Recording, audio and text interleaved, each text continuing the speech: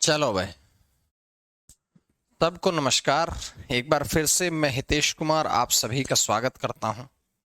प्यारे बच्चों, जैसा कि आप जानते हो, आप लोगों की रोज क्लास होती है और आनंद के साथ क्लास होती है। तो मुझे ये बताइएगा, क्या अभी तक जो हिंदी में पढ़ाया गया है आप लोगों को, जो भी मैंने पढ़ाया है अभी तक हिंदी में आप लोगों को, क्या आपको समझ में आ गया है कि नहीं? पहले तो मुझे ये बताओ। इसी के साथ शुरू करूंगा आज की क्लास।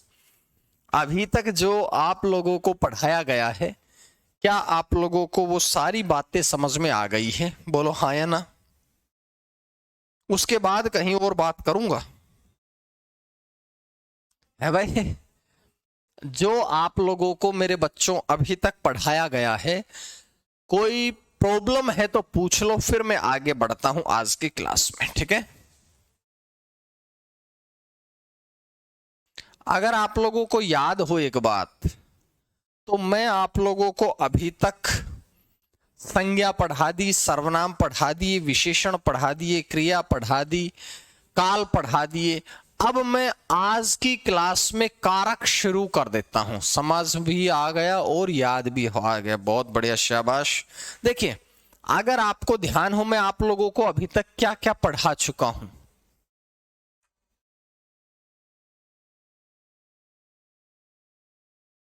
मैं आप लोगों को, अरे यार कैसा मार्कर है ये।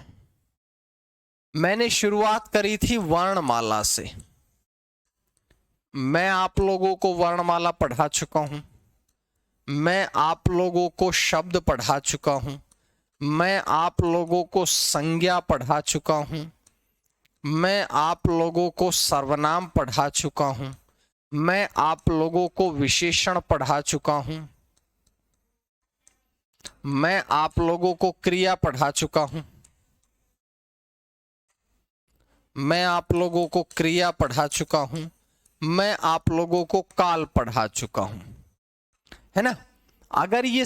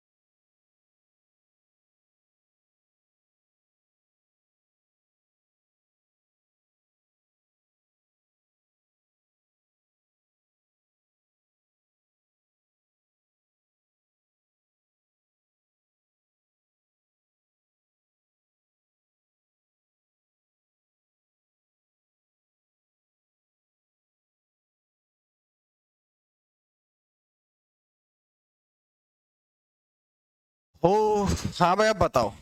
आगे आवाज। एक्चुअली शैल बदलने चला गया था, है ना? तो आप लोगों को कोई एक्चुअली शैल वैल भी हो जाते हैं भाई, ये सारी टेक्निकल चीजें हैं, इनका भी आवश्यकता होती है। तो चलो मेरे भाई, मैंने क्या कहा, आप लोगों को ये सब पढ़ा चुका हूं। इसके बाद में जो मैं आज गर्मा गर्म टॉपिक आप लोगों के बीच में चलाने वाला हूं, ये है आप लोगों का कारक। शुरू कर लेता हूं।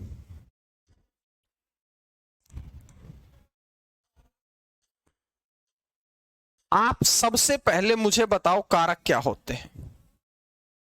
सबसे पहले आप लोग मुझे बताओ कि कारक क्या होते हैं। कोई भी बच्चा कमेंट करके बता दे कि सर कारक ये चीज है।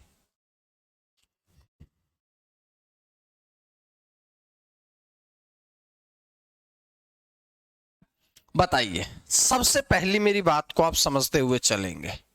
देखो, डेफिनेशन लिखो। वे शब्द जो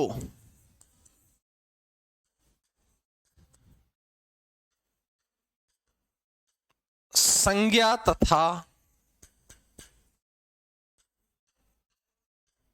वे शब्द जो संज्ञा तथा सर्वनाम का संबंध क्रिया के साथ दर्शाते हैं,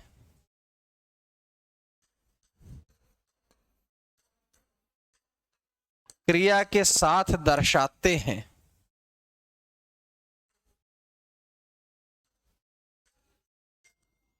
उन्हें हम कारक कहते हैं।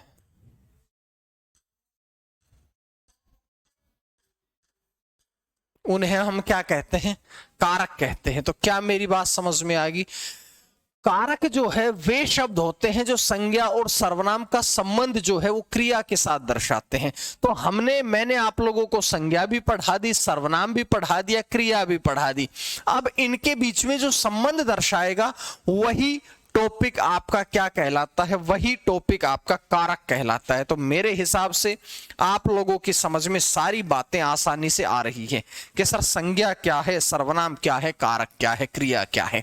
अब मैं थोड़ी बात आपको सामने आगे चलता हूं। चलो लिखो सारे के सारे बच्चे।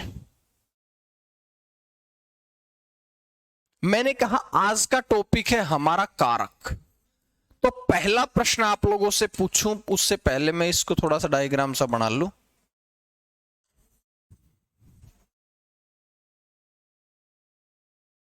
चलिएगा,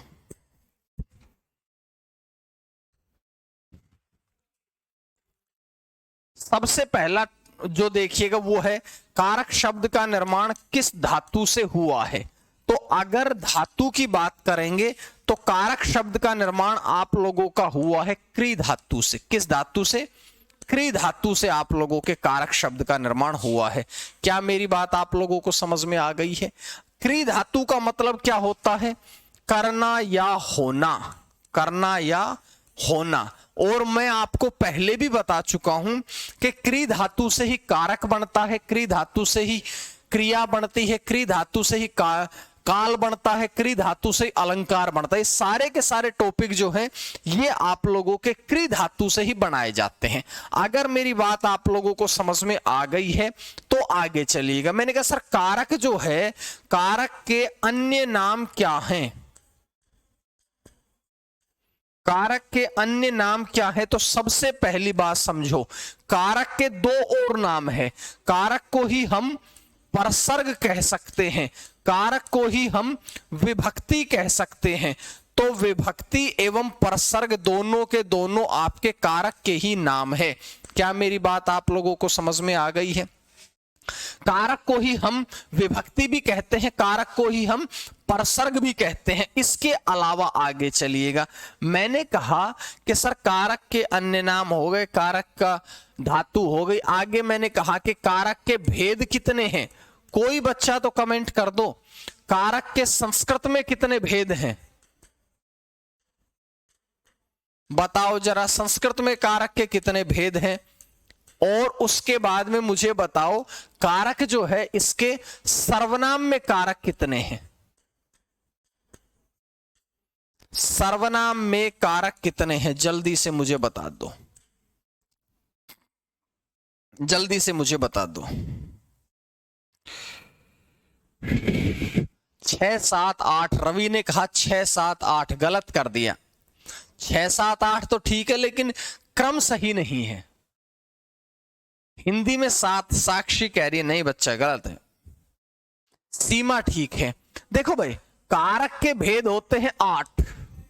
अगर मैं कहूंगा संस्कृत में कितने हैं तो 6, क्योंकि संस्कृत में ना तो आपके संबंध कारक को माना जाता है, ठीक है, ना ही आप लोगों के एक और कारक कौन सा, संबोधन कारक को माना जाता है। इसलिए संस्कृत में कारक हो जाते हैं मेरे बच्चों कितने? संस्कृत में कारक के 6 भेद हो जाते हैं। सर्वनाम में कारक के भेद होते हैं 7। 7 एक कारक नहीं होता है, जो कौन सा है? सर्वनाम में संबोधन कारक का प्रयोग नहीं किया जाता है। क्या मेरी बात आप लोगों को समझ में आ गई कि नहीं? बोलो हाँ या ना। अगर मेरी बात समझ में आ गई है तो ये आप लोगों के सामने है। कई बार ऐसा प्रश्न पूछ लेता है कि कारक के कितने भेद हैं, कितने भेद नहीं हैं।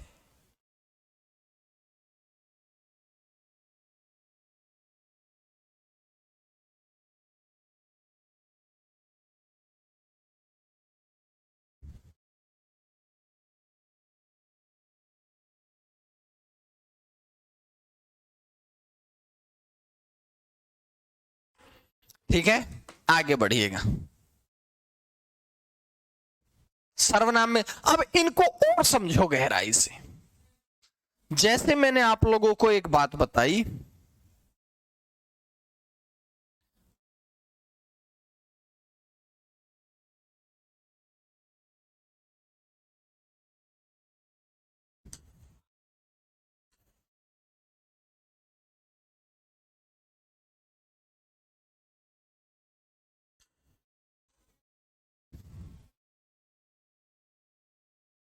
जैसे आप थोड़ा विभक्ति और परसर्ग को भी समझो। मैंने कहा सर एक होता है कारक, एक होता है परसर्ग, और एक होती है विभक्ति। ये तीनों चीजें अलग अलग है। एक है कारक, एक है परसर्ग, एक है विभक्ति। कारक में कर्ता नहीं उपयोग होता है। कौन कह रहा है कारक में कर्ता उपयोग नहीं होता? सबसे पहला कारक ही कर्ता कारक है। ये लो, सबसे पहला कारक ही कर्ता कारक है, दूसरा है कर्म कारक, तीसरा है करण कारक, चौथा है संप्रदान कारक, पांचवा है अपादान कारक, छठा है संबंध कारक, सातवां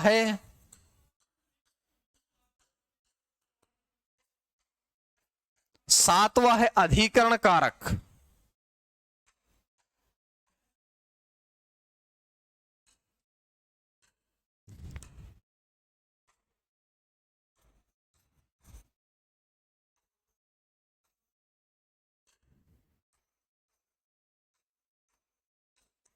और आठवां है संबोधन कारक। क्या मेरी बात समझ में आ गई? ये तो आप लोगों के सामने मैंने कारक बताए हैं, कर्ता कर्म करण। बिल्कुल सही है सुनीता जी, बहुत बढ़िया, शाबाश। मैंने कहा कर्ता कर्म करण संप्रदान अपादान सारे के सारे हो गए। मोनिका ने लिख भी दिया है, वेरी गुड बेटा, वेरी गुड। अब इसकी विभक्तियां परसर्ग क्या है? तो कर्ता का परसर्ग है ने, कर्ता ने, कर्म को, करण से या फिर के द्वारा, संप्रदान के लिए, अपादान से, लेकिन से तो यहां भी है, ये दर्शाता है अलगाव, दूरी, भिन्नता। संबंध है का, के, की, अधिकरण है में, पर, संबोधन है हे। अरे क्या मेरी बात समझ में आ गई है भाई? सर एक क्वेश्चन सर, इसमें एक और नहीं, आप ही हैं, एक ही है ना, आप ही हैं। सुनीता राजपूत आप ही हैं, ठीक है, शाबाश, बहुत बढ़िया, शाबाश बच्चे, ठीक है। आज मेरी थोड़ी तबीयत खराब है,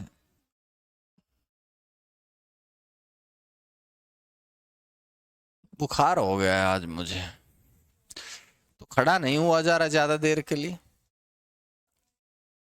मेरी हमेशा लगभग तबीयत खराब सी ही रहती है। उसका रीजन है कि क्लास में बहुत ज्यादा लेता हूं। क्लास अगर कम कर दूं तो ठीक रहेगा, लेकिन क्योंकि मैं क्लास कम कर दूं तो जितना आप लोग मुझे प्रेम करते हैं इतना सभी बच्चे प्रेम करते हैं। मेरा मन ही नहीं करता उनको छोड़ने का। यार बताओ क्या करूं?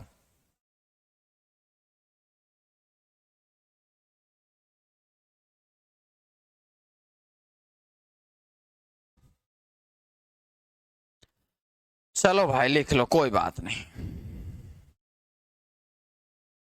करें शुरू।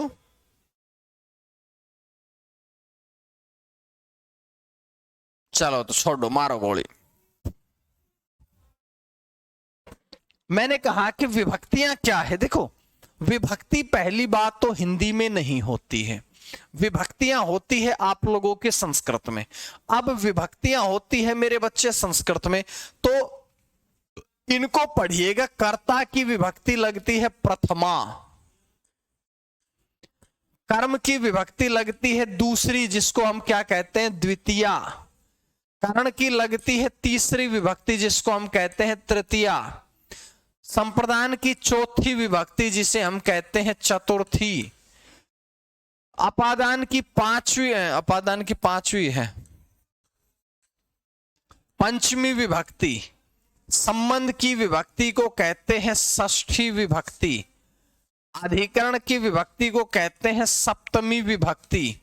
और अब आप मुझे ये बताओ कि भैया संबोधन की कौन सी विभक्ति होती है?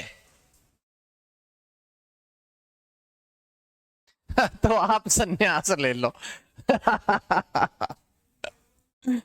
ऐसा ना कहो, ऐसा ना कहो भाइयों, संन्यास कैसे लिया जाए। चलो आप मुझे ये जो है आपके सामने, इसकी विभक्ति का नाम बताओ, कौन सी विभक्ति है? आप मुझे विभक्ति बताओ फटाफट से।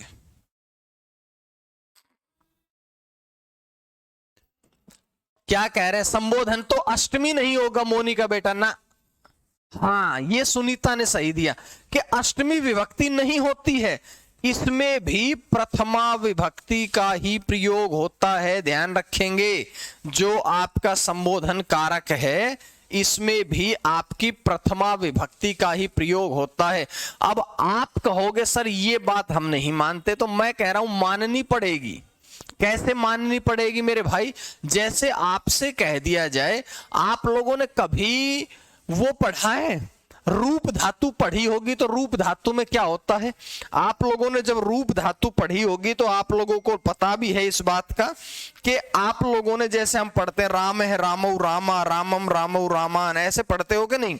तो जब आप रूप धातु पढ़ते हैं तो आप लोगों ने एक बात नोट करी होगी कि जो पहली लाइन होती है राम है रामौ रामा, वही अंतिम लाइन भी होती है, वही आपकी अंतिम लाइन भी होती है। जैसे मैं आप लोगों से कह दूं, बस उसके आगे हे लगाया जाता है, हे राम है, हे रामौ, हे रामा। तो आप ये समझते हुए चलेंगे कि जो पहली लाइन है उसी को वही आठवीं लाइन होती है। क्या मेरी बात समझ में आ गई है?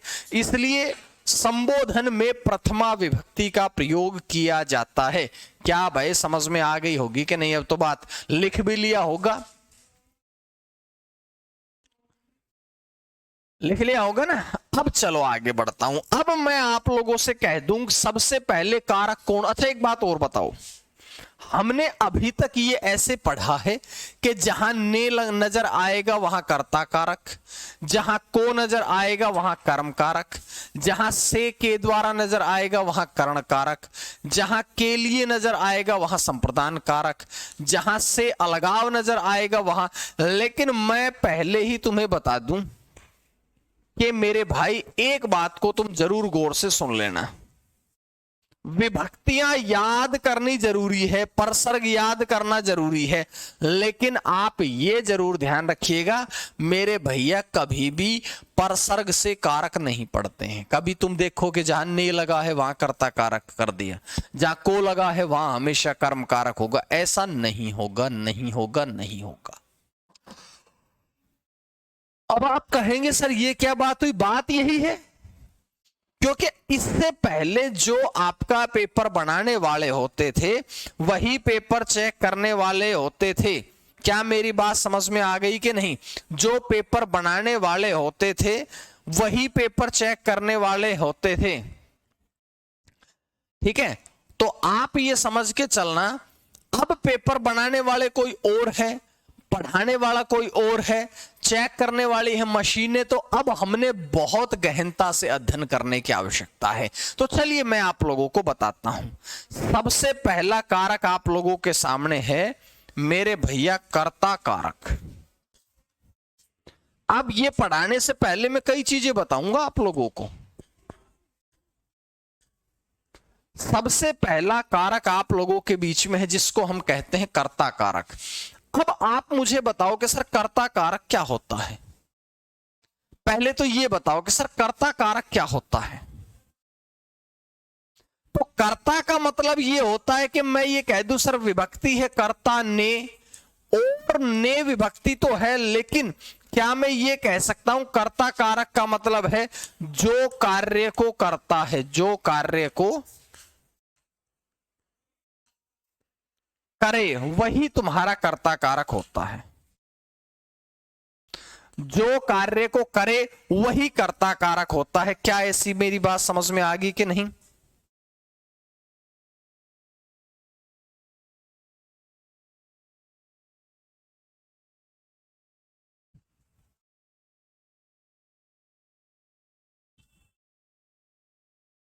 अच्छा अच्छा, यहां आ गए हो, मतलब आगरा आ गए हो आप, अच्छी बात है।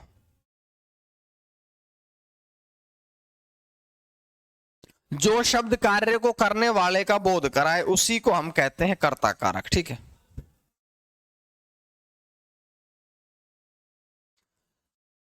चलो, जैसे मैंने कहा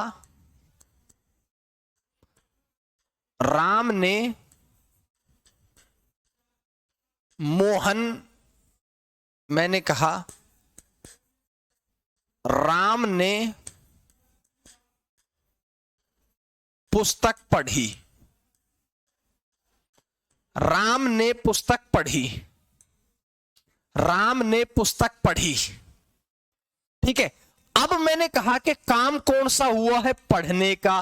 तो पढ़ना तो है आप लोगों की क्रिया, और ये काम किया किसने है?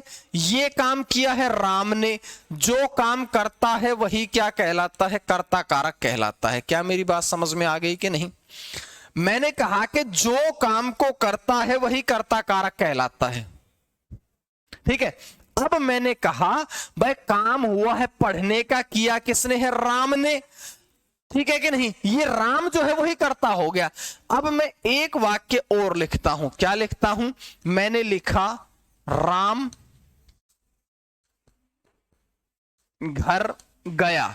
अब इसमें मुझे ये बता दो कि इसमें कर्ता कौन है? ने का प्रयोग तो नहीं हुआ है इसमें। बताओ इसमें कारक कौन है? कर्ता कारक कौन है इसमें? कर्ता कारक कौन है? बताओ। अरे क्या ने के बिना भी कर्ता कारक हो सकता है? मुझे ये बताओ पहले तो, क्या इसमें ने के बिना भी कर्ता कारक हो सकता है?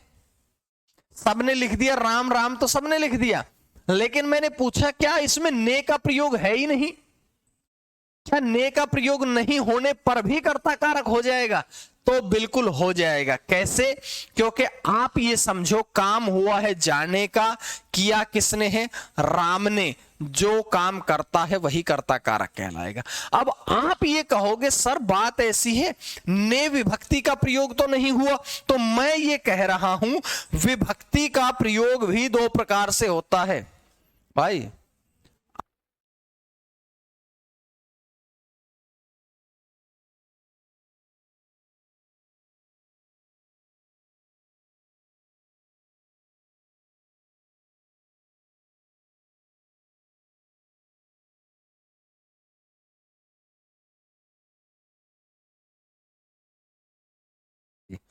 तो मैं आपको एक छोटी सी बात बता देता हूं कि जो कर्ता कारक होता है, विभक्तियां जो होती है, विभक्ति का प्रयोग भी दो प्रकार से होता है। विभक्ति के रूप भी दो प्रकार से होते हैं, विभक्ति का प्रयोग भी दो प्रकार से। जैसे मैंने कहा कि भैया विभक्ति का प्रयोग भी कितने प्रकार से हो गए? दो। एक होती है अप्रत्यय और दूसरी होती है सप्रत्यय, ठीक है। एक है अप्रत्यय, एक है सप्रत्यय। अब दोनों को समझना मेरे बच्चे। रोशनी पूछ रही है कि सर लाइव है? नहीं भाई, ये 2000 साल पहले क्लास चल रही थी, वो आज आप लोगों के सामने रिकॉर्डेड दे दी है ना। रोशनी यादव बेटा, ये जो क्लास है ये आपकी भगवान राम के समय में आज से 4000 साल पहले पढ़ाई थी मैंने, वो आप लोगों को रिकॉर्डेड दे दी गई है ना बच्चे। चलो, मैंने कहा अप्रत्यय यानी कि समझो विभक्ति रहित। अप्रत्यय का मतलब होता है विभक्ति रहित। और सप्रत्यय का मतलब होता है विभक्ति सहित। अब आप कहोगे सर ये क्या बात हुई? भाई बात ऐसी हुई है, चलो मैं आपको बात ही बता रहा हूं। मैंने कहा राम ने सेब खाया, राम ने सेब खाया, सुन लेना, इसमें केवल कर्ता कारक नहीं है, कर्म कारक भी है, लेकिन मैं केवल अंडरलाइन कर रहा हूं तो आप सिर्फ अंडरलाइन को ही देखेंगे। काम करने वाला राम है। मैंने कहा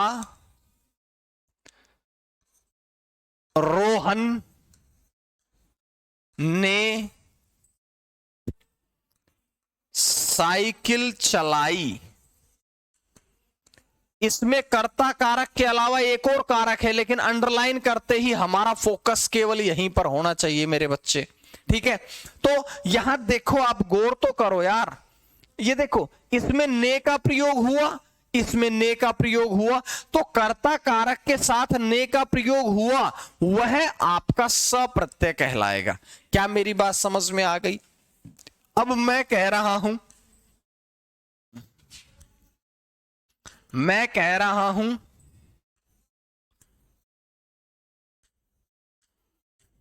श्याम स्कूल गया। क्या इस वाक्य में कहीं भी विभक्ति नजर आई? विभक्ति है ही नहीं। श्याम आपका कर्ता है, लेकिन विभक्ति तो नहीं है। मैंने कहा मेरे भाई कह दिया कि सीता कपड़े धो रही है, अंडरलाइन है सीता, वह काम कर रही है सीता, लेकिन विभक्ति का प्रयोग तो नहीं है। तो मैंने आप लोगों से कहा विभक्तियां भी दो प्रकार से प्रयोग होती है। एक होती है जब विभक्ति का प्रयोग ही ना हो, अप्रत्यय। एक होती है जब विभक्ति का प्रयोग हो जाए तो उसे कहते हैं सप्रत्यय। क्या मेरी बात समझ में आ गई? आगे चलो, एक बात और बता देता हूं आपको। जो विभक्ति है,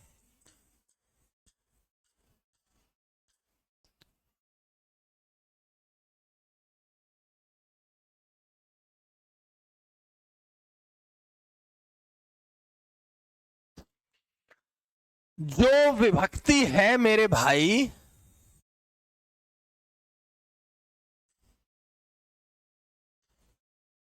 जो विभक्ति है, इस विभक्ति के बारे में एक बात और बता दूं, विभक्ति का प्रयोग भी दो प्रकार से होता है। एक तो होती है विभक्ति जिसको हम कहते हैं संश्लिष्ट विभक्ति, और एक वह विभक्ति होती है जिसको हम कहते हैं विश्लिष्ट विभक्ति। एक विभक्ति संश्लिष्ट विभक्ति, एक विभक्ति विश्लिष्ट विभक्ति। क्या मेरी बात समझ में आ गई? सुनीता वेरी गुड बच्चे, वेरी गुड। कह रही है कि सर संश्लिष्ट विभक्ति वह है जो सर्वनाम के साथ प्रयोग की जाए।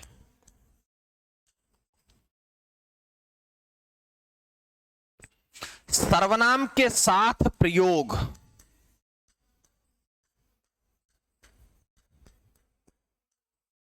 और विश्लिष्ट संज्ञा के साथ प्रयोग।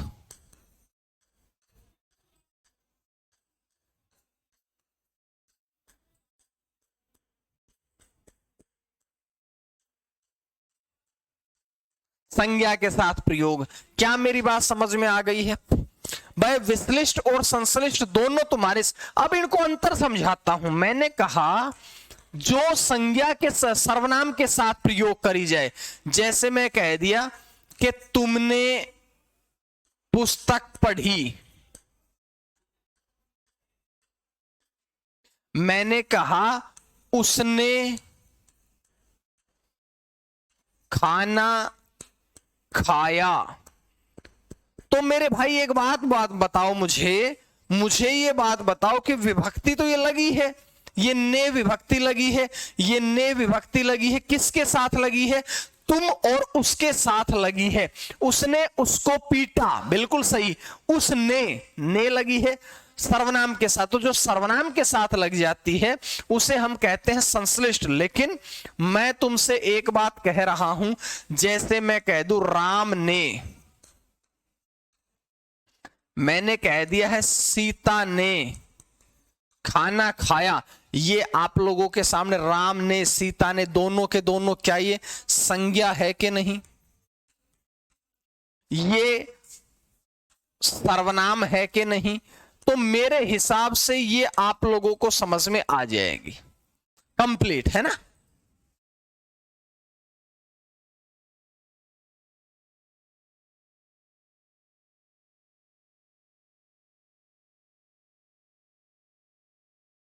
चलो भाई चलो, हो गया काम।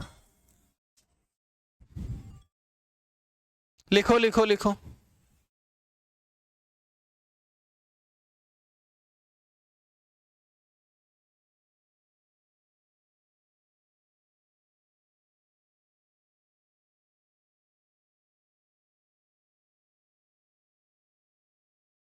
आगे चलता हूं अब, है ना।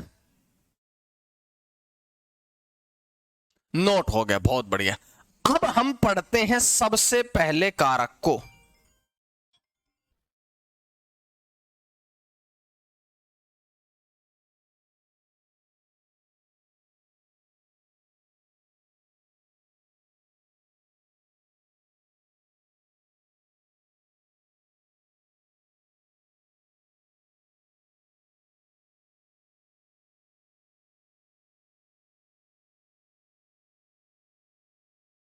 सबसे पहला कारक जो है वह है आपका कर्ता कारक।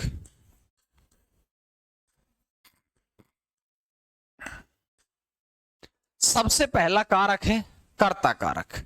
मैं एक बात बताता हूं, जो कर्ता कारक है इसकी विभक्ति होती है ने, इसकी विभक्ति होती है ने। क्या मेरी बात समझ में आ गई है? अब मैं डेफिनेशन जब लिखवाता हूं तो यह भी देखिएगा, वे शब्द जो वाक्य में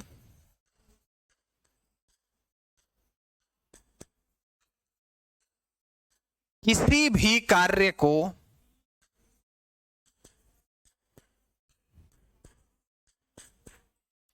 करने वाले का बोध कराते हैं,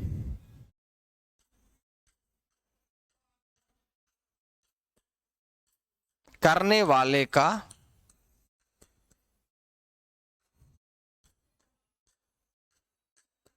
बोध कराते हैं,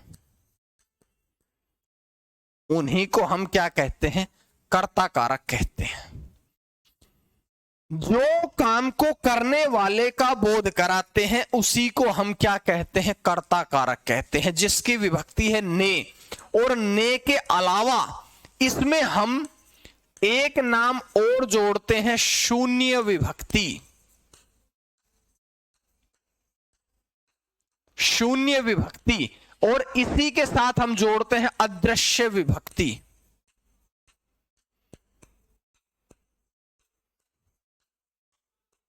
अदृश्य विभक्ति। क्या मेरी बात समझ में आ गई है? शून्य विभक्ति और अदृश्य विभक्ति का मतलब क्या है? जैसे मैंने आप लोगों से बताया था कि कभी कभी विभक्ति का प्रयोग नहीं होता। जब किसी विभक्ति का प्रयोग नहीं होता है कर्ता के साथ, उसी को हम शून्य विभक्ति या अदृश्य विभक्ति कहते हैं। तो मेरी बात आपको समझ में आ गई है? जैसे मैंने कहा, अभी अभी आप लोगों के सामने कहा कि राम स्वरूप पढ़ रहा है, पढ़ रहा है। इसमें काम किसने किया? राम स्वरूप ने। राम स्वरूप जो है यही आपका कर्ता कारक भी कहलाता है। राम स्वरूप जो है ये काम को करने वाला है, यही आपका कर्ता कारक भी कहलाता है। क्या मेरी बात समझ में आ गई है? क्या मेरी बात समझ में आ गई है आप लोगों को?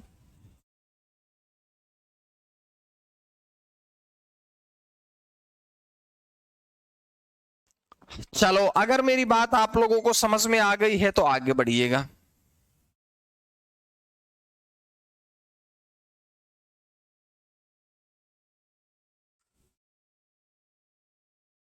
हो गया काम। अब मैं आप लोगों से कहता हूं कि क्या मुझे बताओ, क्या कर्ता कारक के भी कोई भेद होते हैं? आप मुझे बताओ कि यस और नो में जवाब दो, क्या कर्ता कारक के भी कोई भेद होते हैं?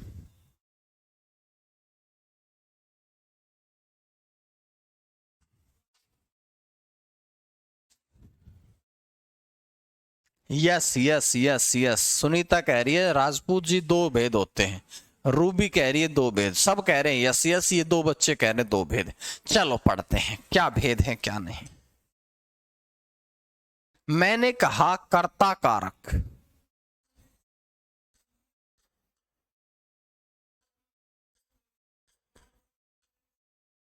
ठीक है, चलो पढ़ो।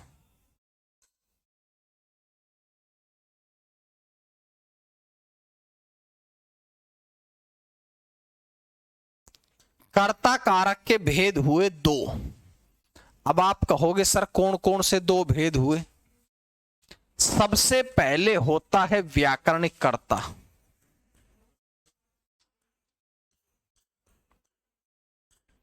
व्याकरणिक कर्ता,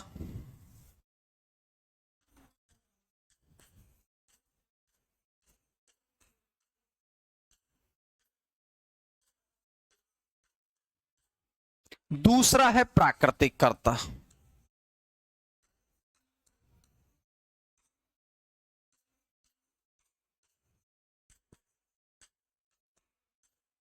दूसरा है प्राकृतिक कर्ता, ठीक है।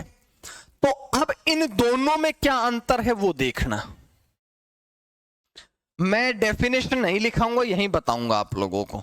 मैंने कहा कि सर व्याकरणिक कर्ता क्या होता है, तो मेरे भैया व्याकरणिक कर्ता वह कर्ता होता है जब कार्य जो है वो किसी मानव के द्वारा कार्य किया जाए, मानव के द्वारा। जैसे मैंने कहा अध्यापक पढ़ा रहे हैं, बच्चे पढ़ रहे हैं, सीता नाच रही है, मोहन दौड़ रहा है, राधा गा रही है, वह नहा रहा है। आदमी के द्वारा कोई कार्य किया जाता है तो उसे कहते हैं व्याकरणिक कर्ता। लेकिन मेरे भैया कभी कभी अमानवीय पदार्थ के द्वारा भी कार्य कर दिया जाता है, तो आप डेफिनेशन पूरी खुद लिख लेंगे। मैंने कहा कि जब काम किसी मानव के द्वारा किया जाए तो उसे हम कहेंगे मानवीय। जब कार्य किसी मानव के द्वारा किया जाता है तो उसे हम कहते हैं मानवीय या व्याकरणिक कर्ता। लेकिन जैसे मैंने कहा मानव के अलावा कोई कार्य कर दे, जैसे कहा कि वर्षा हो रही है, आंधी आ गई है, पंखा चल रहा है, कैमरा चल रहा है, बोर्ड चल रहा है, घड़ी चल रही है, एसी चल रहा है, मोबाइल चल रहा, भाई आंधी आ गई है, ओले पड़ गए हैं। आप मेरी बात को, जहां कहीं भी आप लोगों को ये लगे कि हवा में कपड़े उड़ गए हैं तो हवा में कपड़े, हवा आ गए, आंधी आ गई है, तूफान ने तबाही मचा दी, है ना। तो आप मेरी बात समझें, मानव के अलावा पक्षी उड़ रहे हैं, अरे आदमी ने काम किया है, व्याकरणिक कर्ता। और आदमी के अलावा गधा, घोड़ा, खच्चर, अमानव, आंधी, तूफान जो भी कोई काम कर दे उसको हम क्या कहते हैं मेरे भाई?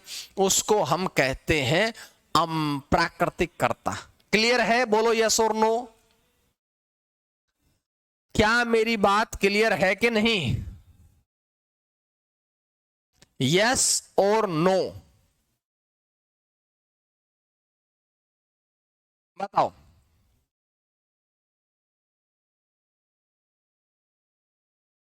कंप्लीट है? आगे बढ़ूं? ठीक है शिवानी बेटा, वेरी गुड।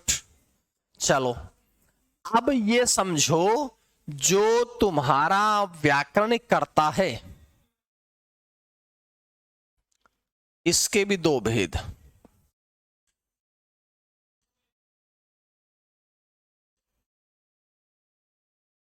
पहला है अप्रत्यक्ष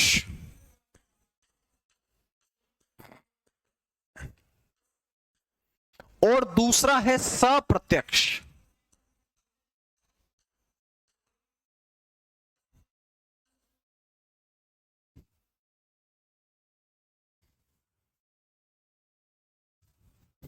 ठीक कह रही है सुनीता, ठीक कह रही है। मैंने कहा वह एक है अप्रत्यक्ष, एक है सप्रत्यक्ष। ठीक है, अब अप्रत्यक्ष और सप्रत्यक्ष को भी समझेंगे। जैसे मैंने कहा राधा गा रही है, और मैंने कहा कि राधा ने पत्र लिखा। दोनों देखना, अगर मैं कहूं राधा की बात करता हूं, राधा दोनों में काम करने वाली है, दोनों में करता है। कर्ता होने के साथ राधा एक वचन है, कैसी है?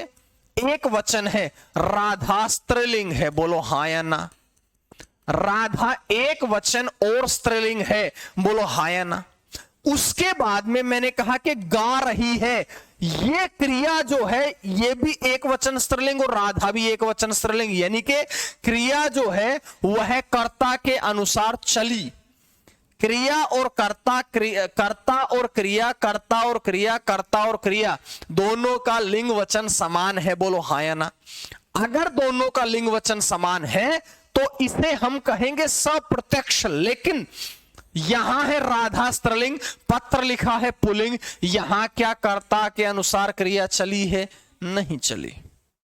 जब जब कभी ये तुम्हारी क्रिया जो है कर्ता के अनुसार चलती है, या क्रिया और कर्ता दोनों का लिंग वचन समान रहता है, तो उसे हम कहते हैं कर्ता सप्रत्यक्ष करता है। लेकिन मैंने कहा जब कभी ये जो पत्र क्रिया है ये कर्ता के अनुसार नहीं चलती है, उसे हम कहते हैं प्राकृतिक कर्ता। क्या मेरी बात समझ में आ गई? क्या ये मेरी बात समझ में आप लोगों को आ गई है कि नहीं? बोलो हाँ या ना। आ गई है? अगर आ गई है तो आप ये समझो, जिसमें क्रियाकर्ता के अनुसार चली वो सप्रत्यक्ष, और जिसमें क्रियाकर्ता के अनुसार नहीं चली वह है अप्रत्यक्ष। मेरी बात समझ में आ गई? चलिएगा,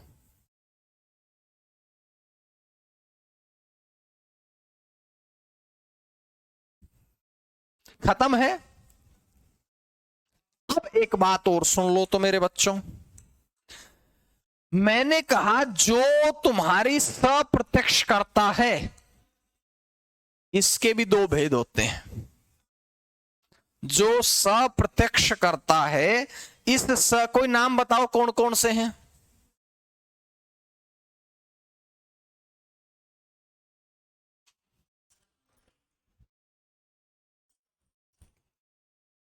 दो भेद हैं, कौन कौन से? एक होता है प्रेरक, एक होता है प्रेरित। अच्छा ये छोड़ो यार, मारो गोली। मैं आपसे एक प्रश्न पूछता हूं,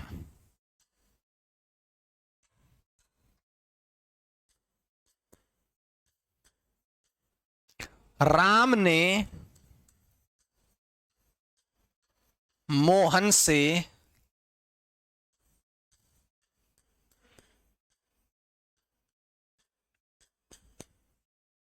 पुस्तक मंगवाई।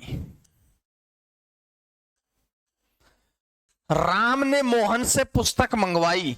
आप मुझे ये बताइएगा, इसमें कर्ता कारक कौन है? Option A, option B, option C, इसमें कर्ता कारक कौन कौन है? मैंने पूछा है सिंपल सी बात, मुझे कर्ता कारक बता दीजिएगा, इसमें कर्ता कारक कौन से हैं?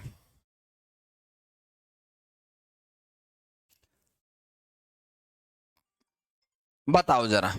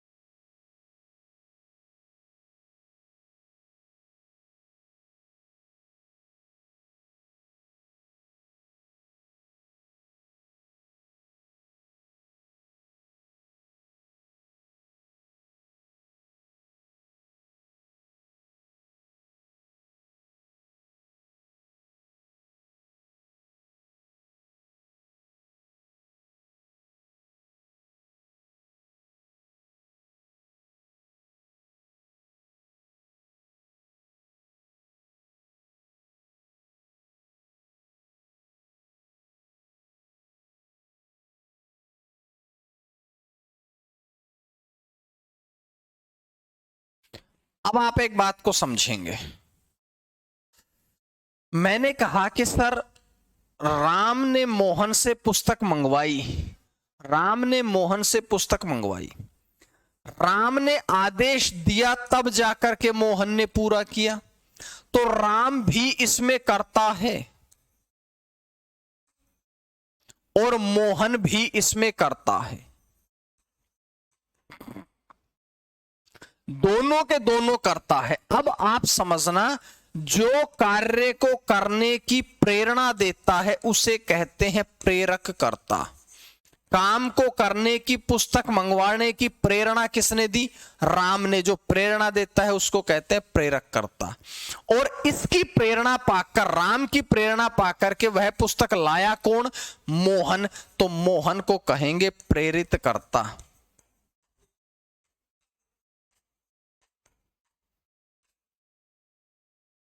ठीक है, तो प्रेरक और प्रेरित ये कर्ता होते हैं। समझ में आ गई मेरी बात?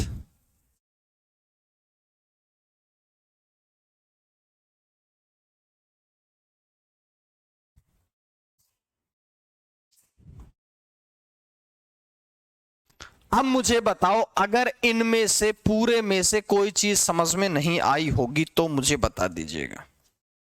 इनमें से अगर कोई भी चीज आपको समझ में नहीं आई है तो मुझे आप बता सकते हैं। क्या इनमें से कोई चीज समझ में नहीं आई? आराम से बताओ, कोई टेंशन वाली बात नहीं है, आराम से बता दो।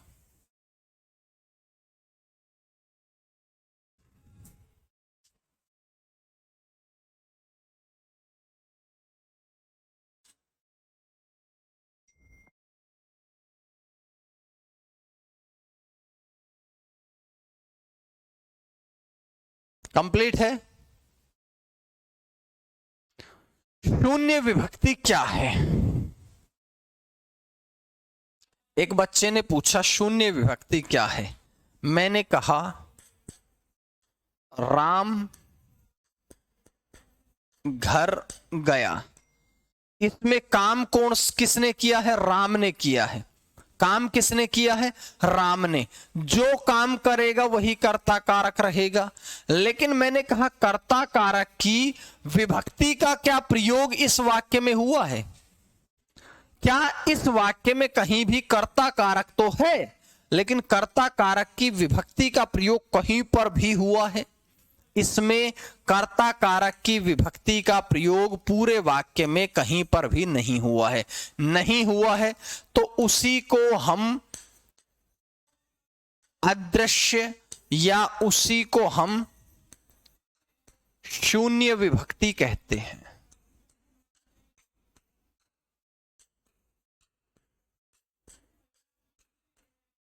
ठीक है, और बोलो। कहीं कहीं समझने में प्रॉब्लम इसलिए हो रही है कि मैं 100% जिम्मेदारी के साथ कहता हूं, इतना कर्ता कारक आप लोगों ने नहीं पढ़ा है। आपने सिर्फ ये पढ़ा है कर्ता जहां ने लगा मिले वो कर्ता कारक है, खत्म हो गया। ठीक है ना? तो आप लोगों ने इसको, क्लास को चाहे दोबारा देखो चाहे 3 बार देखो। मैंने कहा अप्रत्यय और सप्रत्यय क्या है, देखो चलो। अप्रत्यय का मतलब है, देखो यहां पर विभक्ति का प्रयोग नहीं है, उसी को अप्रत्यय भी कहते हैं। जहां विभक्ति का प्रयोग है उसे सप्रत्यय कहते हैं। सिंपल है। ठीक है ना? ये मैंने आप लोगों को बता दिया है।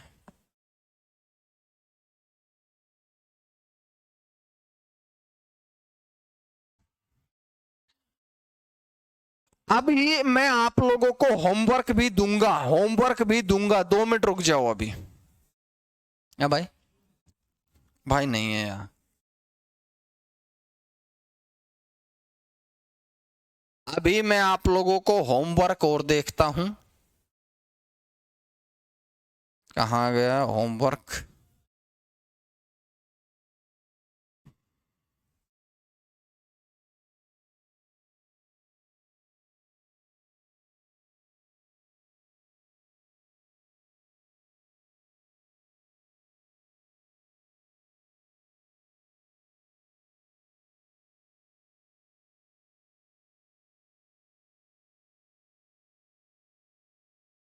पेज नंबर, होमवर्क नोट करना सारे बच्चे आज का।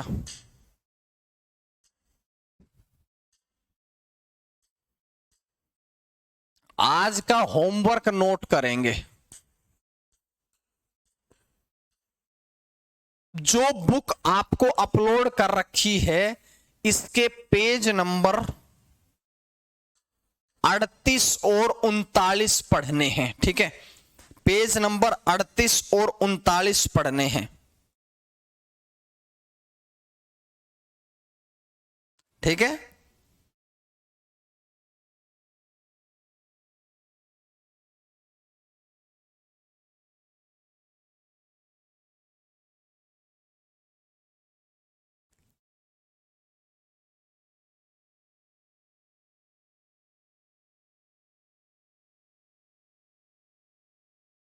बाकी मिलते हैं कल।